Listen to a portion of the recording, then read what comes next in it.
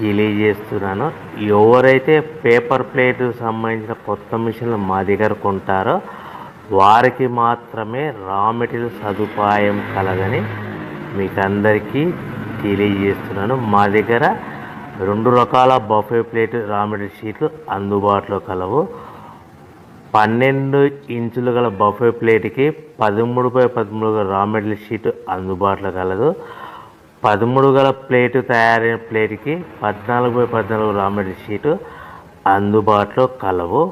కేవలం ATGSM మాత్రమే మనకు రా మెటీరియల్ షీట్లు అందుబాటులో కలవని మీకు అందరికీ తెలియజేస్తున్నాను.